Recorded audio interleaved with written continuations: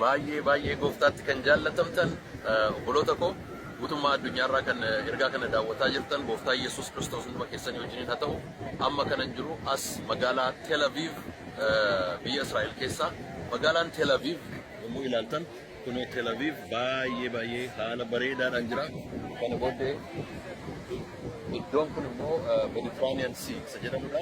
Mediterranean Sea kuni lafa galaana markaboonni baay'een irraa deeman ergamoonni baay'een kan irratti deemanii wangeela lallabanidha. Iddoo kana qarqara bishaanii kana yommuu ilaaltan qarqara bishaanii kana lafa Yoonaas jalqaba markaba yaabbatee gara Tarsiisitti adeemedha. Iddoo baay'ee yaadatamu. Isaa ol gaarri kun gaara Iyyoophee jedhama. Lafa Phexros si'a jalqabaachiif namicha gogaa luugu iddoo inni itti achitti dhaqee mul'ata argee wangeela lallabedha. Egaa obboloota koo magaalaa biyya Israa'el kana keessatti seenaa baay'een akka inni jiru hin beektu. Seenaa baay'ee kana yommuu nuyi ilaallu iddoo kanarratti kan nuyi yaadannu keessaa inni guddaan lafa Yesuus Kiristoos miilla isaatiin adeemee wangeela lallabe. Gooftaan keenya Yesuus Kiristoos biyya kanarratti wangeela lallabe. Iddoo kanarratti du'e, iddoo kanarratti fannifame. Har'a as magaalaa Tel Aviv fi Jerusalem gidduutti makiinaa oofaa jiru. Ilmi koo labsiin magaalaa biyya Ameerikaa irraa telefoona yeroo maatiin naa bilbilu. Abbaabbiinaan jedhe lafa gooftaa Yesuus itti fannifame Golgoota argiteettaa naan jedhe. Eeyyeen hin jedheen. Inni immoo achi magaalaa Yerusaalem bakka nuyi bullee bakka nuyi tajaajilaa jirrudha. Baay'ee iddoo eebbifamaadha.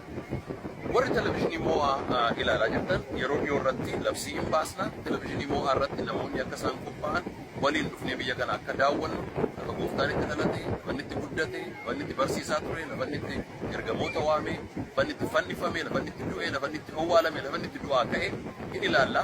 Walii wajjiniin dhufnee hin daawwanna. Hafuura keenya hin jajjabeessa jedhee tanaan amana. Baay'ee isin jaalladha. Egaa gooftaa Yesuus Kiristoos lafa kana lafanni itti du'e, lafanni itti owwaalame yoo xinnaate biyya Israa'el keessa nama miliyoonii 8tu jiraata. Miliyoonii 8 keessa namni gooftaa Yesuus Kiristoosin amanee isa duukaa bu'aa jiru nama 20,000 hin guutu. Nama yartuudha baay'ee. Gara miliyoonii 8 ammayyuu dukkana wallaalummaatiif cubbuu keessa jira. Jara kanaaf Waaqayyoon kadhachuutu dura jira. Keessumaa immoo dhaloota lammataa, dhaloota haaraadhaaf. Baay'een isin jaalladha. Nagaa Yerusaalemiif Waaqayyoon hin kadhannaa. Kan Israa'eliin eebbise ijoollee kee kan eebbise hin eebbifama jedha.